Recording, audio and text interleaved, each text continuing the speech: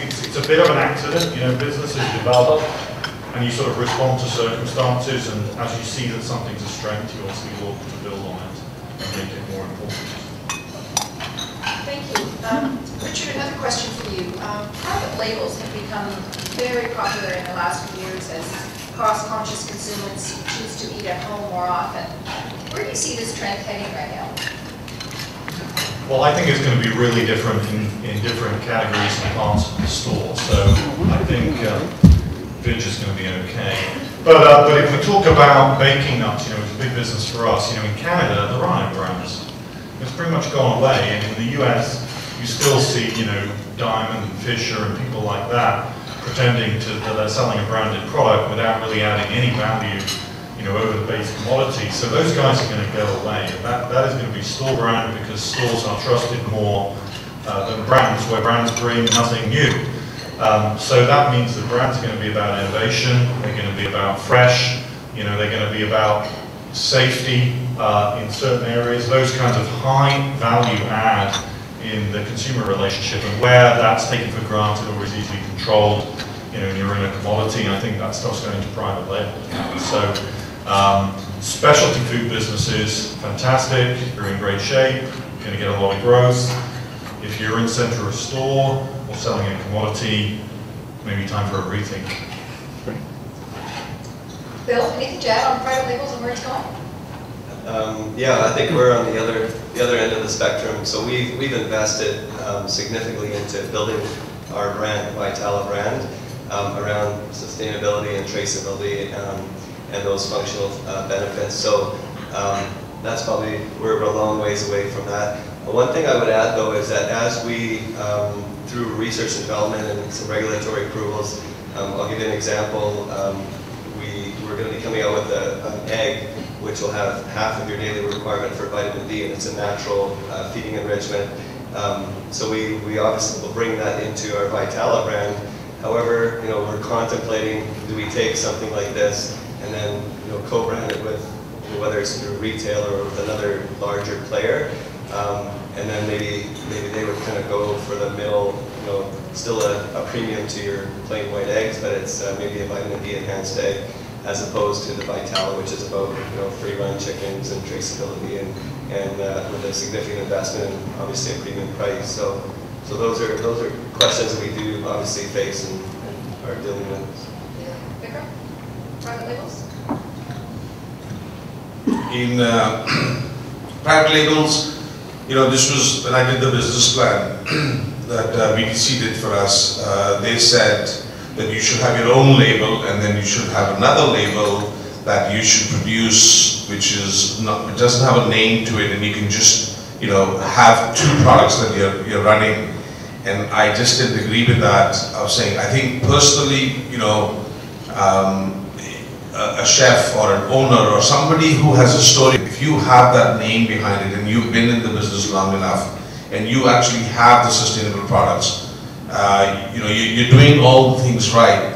I think your own label should stand to it. You don't need to come up with a fancy name or anything else. If you put your name behind it and you stand behind the product, I think eventually all these supermarkets will take notice about the products. You know, you don't need to have, you don't need to come up with any names.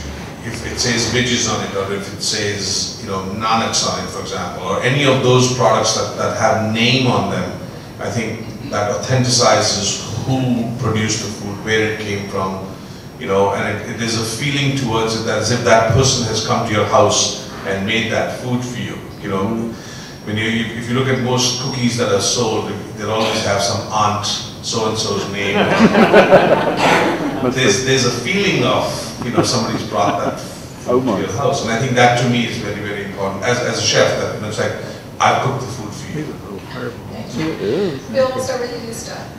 Healthy lifestyle foods are a significant global trend as a growing number of consumers are looking for healthy choices in their food products.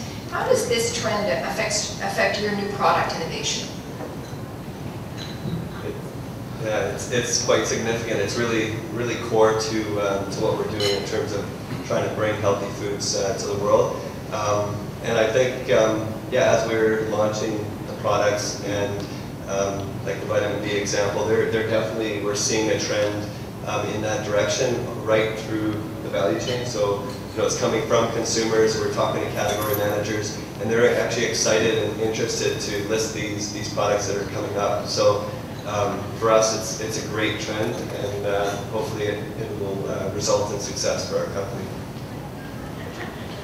I think health is a rising tide, so anybody who's on that tide, will rise.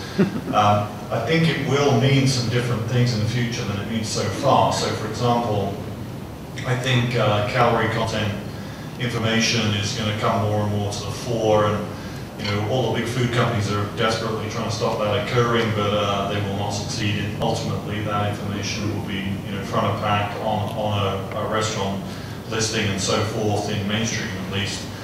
And I think the other big kind of time bomb is actually allergen, because if you take the time to go and look at the allergen statements in Canada, let alone the US, you'll get some shocks about the amount of cross-contamination of allergens that is accepted under current food law. I just don't think that that's going to fly for a long time from here. So you need to be able to separate soy from wheat, from peanuts from tree nuts, and you need to be able to keep that clean for the consumer, because I think that is what people are going to demand, and probably CFIA will demand it before it becomes mainstream consumer goods. So he knows his business. Anything left to add? Well, again, people say now is the trend for healthy eating. Now is the trend for. It should never be a trend. It should be part of our lives. It should be part of our eating tasty, delicious, local food, nutritious food, that the cows have had a great life, the chickens have had a great life, should be part of everyday living. I mean, look at the villages in India, they grow and they deliver within the means of where they live, and it should never be like, oh my God, this is a new bandwagon and let's get on it. It should be, everyday life. It's a no-brainer to me. So, I don't believe that this is a trend. I think this is here to stay, and it's actually we're becoming more aware of it and saying, oh my God, what we've been eating so far, we've been eating processed chicken or processed this is wrong for us, and people are realizing that now. And even big retailers are realizing, or big chains are realizing that, we can't keep selling those kind of products to the public. Public demands or requests to be educated on their what's in the food. Good segue to our next question. Consumers want healthier foods that are made in an environmentally friendly process, and so a growing number of companies are putting more emphasis on the type of raw materials and ingredients that they use, as well as the sustainability of their production processes.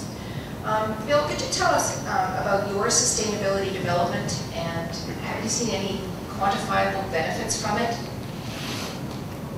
Sure. I'll just describe a little bit about what we're doing with the eco dairy, and really trying to use that. I think you touched on something there too with respect to the trend for health. I think a lot of it is education, and I think people are learning more, and it's becoming, the knowledge is ubiquitous with the web, and so I think that's important, especially with the generations that are coming up.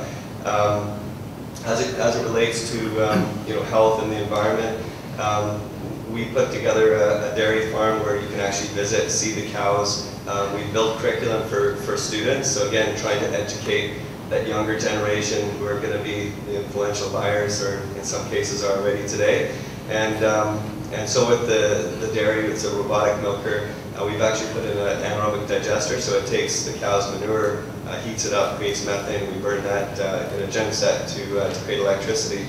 So I would say in our local market, actually next week, in 7 days, is our first anniversary. So this is all very new, so it's very difficult to give you any kind of metrics. However, I would say in our local market, and we have a small retail store, we definitely have seen just significant traction with our Vital products.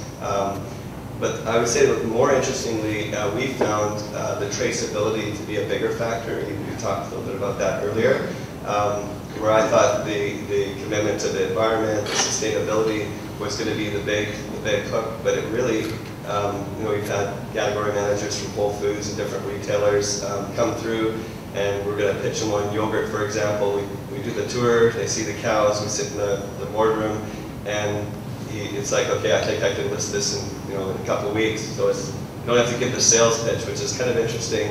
And as we start to engage with the community and get the message out, it seems to be that's the thing that's resonating the most, which has been a surprise to us, where people really want to know where their food is coming from and know what's in it. And I think, yeah, hopefully the trend from fast food, processed foods continues. And you know, there's economics that play into that. And John talked about, you know, some people don't have the capacity to potentially spend the money on the healthy foods, which is very unfortunate. So it's kind of a roundabout answer, but I think the commitment to the environment, but I think for us more it was the know where your food comes from and that traceability. Okay, thank you.